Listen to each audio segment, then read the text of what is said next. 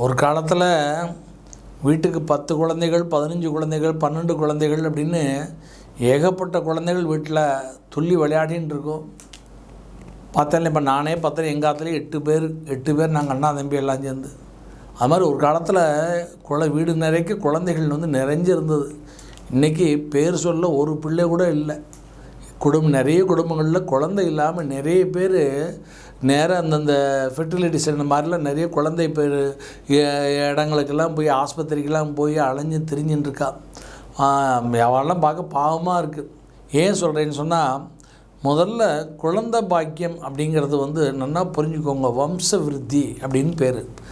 ஜோதிட ஜாதகம் எழுதும்போது ஜனனி ஜென்ம சௌக்கியானாம் வர்தனி குலசம்பதாம் பதவி பூர்வ புண்ணியானாம் லிக்கியதே ஜென்ம பத்திரிகான்னு ஒரு பாட்டு இருக்கும். அதில் 2வது லைன் என்ன தெரியுமா? வர்தனி குலசம்பதாம் அப்படின்னா விருத்தி என்பது குலத்தினுடைய பாவ புண்ணியத்தை பொறுத்தது அப்படின்னு அதுக்கு அர்த்தம். அப்போ விருத்தின்னா வம்ச விருத்தி. அப்போ வம்ச விருத்திக்கு காரணமாக இருக்கிறது அந்த குடும்பத்தினுடைய அந்த குலத்தினுடைய முன்னோர்களுடைய பாவ புண்ணியத்தை சார்ந்தது அப்படின்னு ஜோதிட சாஸ்திரம் சொல்கிறது. இப்போ பார்த்தேன்னா, இப்போ முன்னோர்களுடைய பாவ புண்ணியத்தில் தான் ஒருத்தருக்கு குழந்தை பிறக்கும்னு சாஸ்திரம் சொல்லிடுது.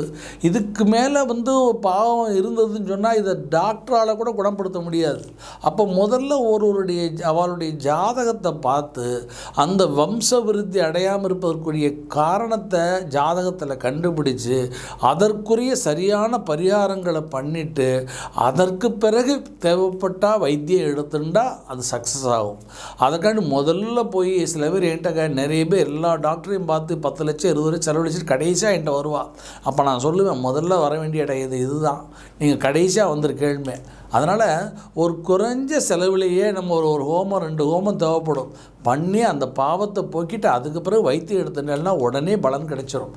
அதனால் இந்த குழந்தை பாக்கி அது மட்டும் கிடையாது. இன்றைக்கி நிறைய பேர் ஏசியில் படுக்கிறா. ஆண்கள்லாம் ஏசியில் படுக்கவே கூடாது. பெண்களுக்கும் அதே தான். ஆண்கள் ஏசியில் படுத்தால் தன்னுடைய ஆண்மையை இழந்துடுவான். ஆண்மை இழக்கிறதுனால அவனால் குழந்தை பேர் அடைய முடியாது. அதனால் ஏசி காற்று உடம்புல படக்கூடாது. ஆண்மைத்தன்மை குறையும். அதனால் இன்றைக்கி பார்த்தாலும் எல்லோரும் ஏசி ரூமில் உட்காந்தா வேலை பார்க்குறா. தூங்குறது ஏசி, எல்லாம் ஏசி இல்லாமல் இருக்க முடியல. அதனாலே ஆண் குழந்தைகளுக்கு ஆண்மை குறைவுகளாக ஏற்படுறது. எனவே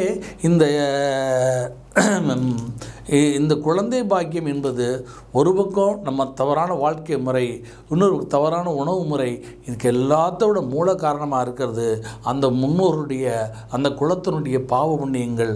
அதற்கு பரிகாரம் பண்ணிட்டால் கண்டிப்பாக குழந்தை பாக்கியம் உண்டு.